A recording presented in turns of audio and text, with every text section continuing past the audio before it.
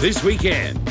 You gotta keep running and running, said Forrest Gump in the 90s hit film. It was also the inspiration for the Bubba Gump Shrimp Company, over 30 of them around the world, including 8 in the Asia Pacific. But can a restaurant featuring deep-fried Cajun and Creole prawns succeed in Asia? Find out on the next edition of Straight Talk.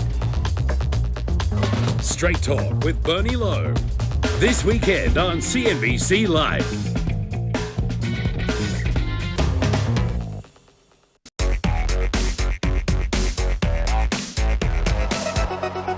My mom always said life is like a box of chocolates. You never know what you're going to get.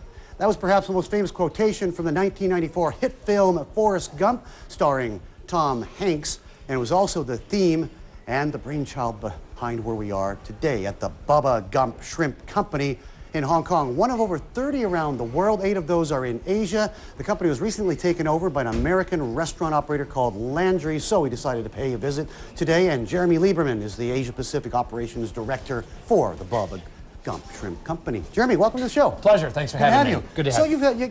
So congratulations on the new parent, if that is the correct term. Thank you. Yes, absolutely. How's it going under Landry's? Does it change anything here? Things have probably changed more for us as operators. I think that our guests probably maybe at this point aren't yet aware of some of the changes, but in terms of some technical support and in terms of the ability to make decisions quickly, we're already seeing some impact. What kind of traffic do you get through? I mean, frankly, the peak has become because of this the avalanche of mainland tourists interested in coming to Hong Kong. You must get a lot of, people from the PRC, the Chinese tourists coming through here. We've been very fortunate, and it's taken us some time to introduce our concept to the mainland visitor. I would say here in Hong Kong, our visitor is any visitor that would be in Hong Kong. The Peak is a must-see destination, and whether you're visiting from Europe, from Australia, from North America, anywhere in Asia or mainland China, you're likely to come right by our front door, and you're just as likely, we hope, to capture and come on in and see us. A lot of your menu items, because you stress authentic American, but you have touches of the Deep South, obviously, Cajun, Creole, style, fried seafood and things like that. In a culture where, a culture that prizes freshness and, a very, very different mode of preparation, what kind of changes have you had to make? I mean, do you replicate it no matter where you are? Do you give the customer the same thing, or do you sort of adapt it and localize it maybe a little bit? The answer really is a little bit of both. I think that we strive to stay true to our authentic flavors and our authentic birthplace, the American cuisine and the palette and the color that would follow through. At the same time, we like to be sensitive to the needs and the desires of the people who are in any local market. Here in Hong Kong, for example, we found that we're more successful by taking a little bit of the emphasis off of the fried food. We look to offer a little bit more in the way of some healthy decisions.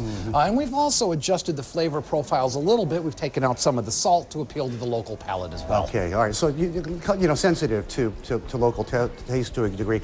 Your footprint in Asia, 8 locations, sprinkled a few in Japan, a couple in Malaysia, correct? In Kuala Lumpur, Manila in the Philippines. That's right. And Bali as well, and of course, here in Hong Kong. What about China? What about India? Those have to be the, million-pound elephants to conquer. Those are the exciting parts of operating a restaurant chain here in this dynamic economic climate. And, I think that we recognize the value of the Chinese customer operating here in Hong Kong. Over the last 18 months, we've come to recognize the value of the customer from India as well. They're one of the highest and most fast-growing market segments visiting us in Hong Kong. Both markets represent unique challenges to us.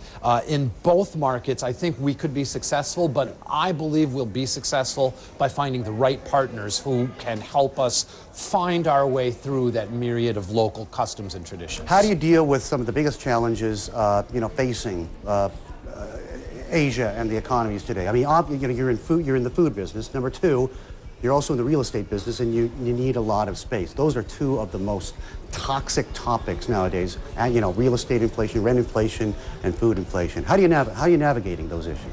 I would say that we find our way around that by working with influential partners who have fallen in love with what we do.